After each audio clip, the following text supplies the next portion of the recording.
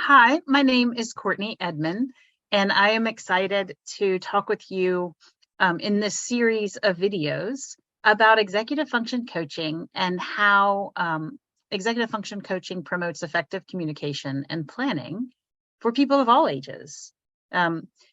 So I am an executive function coach. However, beyond that, I like to call myself a strengths-based coach for people who are neurodivergent, which can mean that someone may have ADHD, autism, dyslexia, dysgraphia, and effectively people who think differently, perceive the world differently, and may have challenges with executive function skills, which makes it a little bit more challenging for them to achieve the goals that they may have for themselves in life. And so I like to support people of all ages in empowering them to achieve the goals that they have in life, and working with parents as partners as well as other people as partners for the same purpose.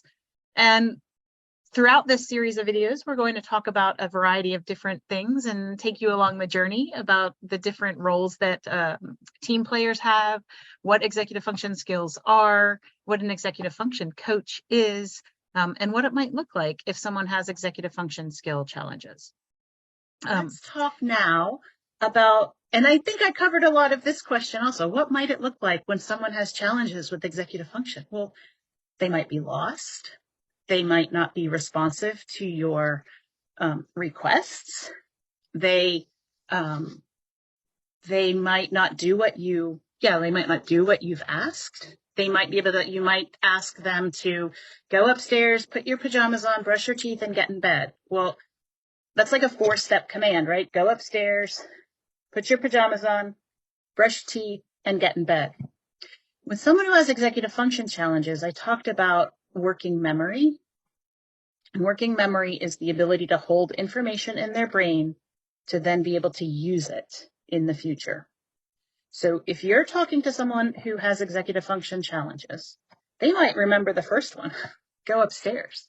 Have you ever asked your kid to do one of these 4 things in sequence, and you go upstairs and they are upstairs, but they're in their bedroom reading a book, or they're in their bedroom playing with the Legos on the floor, or in many instances, playing on their Nintendo, or whatever it might be, right? Well, they went upstairs and they achieved the goal that they heard, but they didn't remember these other 3 things. And when I'm talking about, so that could be because they don't have strong enough executive function skills to remember a 4-step command. So maybe we start with go upstairs and brush your teeth. Maybe they'll be able to remember a 2-step command, but as soon as you add that 3rd and 4th, they lose it all except for the first one. So someone not meeting the expectations of a multi-step direction, it could be an indicator that they have executive function skills challenges. They're not trying to make you angry. They're not trying to frustrate you by going upstairs and not doing the other 3. They don't have the ability to do it. And when I talk about working memory, there are 2 parts of working memory. There's nonverbal working memory and there's verbal working memory. Verbal working memory is the ability to hold information in your mind that you hear, that you read. Well, not as much as you read, because that could be nonverbal, but at any rate, to hold information that's a verbal direction, let's just say.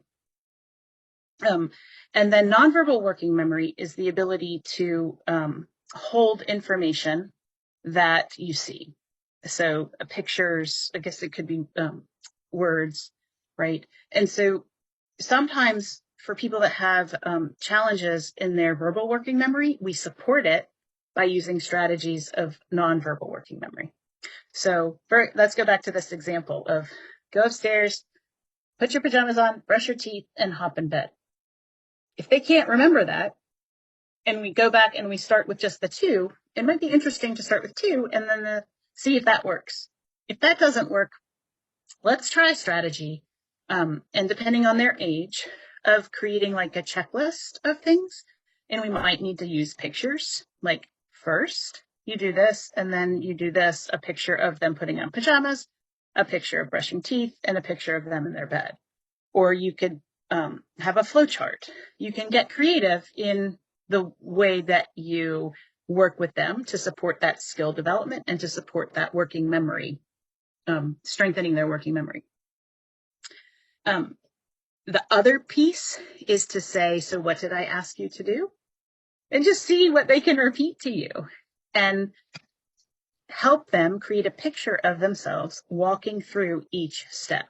So sometimes working memory looks like when we are speaking and our eyes go up into our heads and we have a picture of ourselves going upstairs. We can see ourselves putting on our pajamas. We can see ourselves brushing our teeth, and we can see ourselves going into bed. And so when we can take our brain through those actions of seeing ourselves moving through space and time in the future, that can help strengthen our working memory also. So that's an example of what it might look like if someone has executive function challenges on a very, in-home level. But from a parent's perspective, it might look like disrespect because they're not following through with what you've asked them to do. And it might look like intentional, not following through. And so what I'm here to say is that if the consequences, if you're incentivizing them to follow through with that 4-step, command, if you're having a conversation with them about why they're not doing it and they're like, I don't know, I forgot, it might actually be true. And so what we have to do is just take a step back, take a deep breath and say, gosh, are they doing this willfully? And will my incentive charts work? And if they do, their brain is probably wired in a, neurotypical way is sometimes the language that is used. Because somebody can respond, their brain is wired to respond to that behavioral approach. But if it doesn't, take a step back and see what skills they might not yet have and how we as adults in their lives can teach them to develop these skills. Let's see, what else might it look like?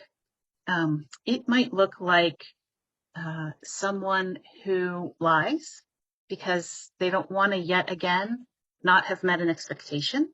My son, in fact, who has taught me all of this, introduced me to this whole world of neurodivergence. And, because I used for so many years, he's now 20, for so many years, I used the behavioral management, behavioral lens approach because that's what I knew. I didn't know about this other approach, to see it through the lens of executive function skills. And so when he was, 17, and I was like, really, I just want to find out what's getting in the way of you doing your homework. And you've told me yet again that you haven't done it, that you did it. And yet I'm finding in your, grade portal that you haven't turned it in. And he's like, really, Mom, the truth of the matter is that I'm ashamed to tell you that yet again, I haven't done what I know I'm supposed to do. And it's easier for me to just lie about it than to face that shame. So this is why I'm here. That's in part why my company's called To Tame the Shame. But this is why I'm imploring people to take a look at executive function skills and behaviors through the executive function skill lens instead of the behavioral only lens, because unintentionally, in using a parenting approach that has been used and implemented for years with great success for certain populations, we're unintentionally creating shame, anxiety, depression, and other challenges that we don't want our kids to have to endure and experience.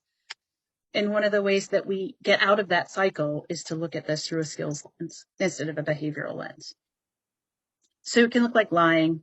It can look like avoidance, like I don't want to go to school. Maybe they're overwhelmed when they go to school. They don't know how to manage it all. It can look like being the last one in the car, where you're like, okay, we're going to leave at 10. Everybody be in the car by 10. Well, maybe they don't know how to get ready. It can look like someone not turning in homework, not because they don't want to do it, not because they don't have the intelligence to do it, because intelligence, I don't think I mentioned this, but intelligence and executive function skills, not connected, not related. Someone can be brilliant and have zero executive function skills, right? So talk about a gap in performance. If someone has executive function skills that are at like the fifth grade level, third grade level, and someone is operating at the collegiate level, which can happen. It's called asynchronous development, where you have a variety of skills and abilities that are not lined up with your chronological age. They're just stuck. They can't express academically, cognitively, intellectually sometimes what they are capable of because they don't have those executive function skills. But they can have a conversation with you about a high level of, at a very high level intellectually. And so it sort of doesn't add up. So you're kind of like, well, but you should be able to do that because you're intellectually smart enough. Why aren't you? You must be lazy, right? So when someone is not meeting expectations, that might be a great clue about executive function skill delays and challenges. Trying to think of there's so many different examples that I could come up with. Making a transition from one thing to the next. If someone's giving you a hard time about making a transition, it could be they just want to stay, of course, but it could be that they are having an emotional dysregulation moment where they don't know how to end, make a switch, and transition to something else. They don't have that picture in their mind of the future because they don't have that executive function skill to create this picture in their mind. They don't have that nonverbal working memory to create that picture in their mind.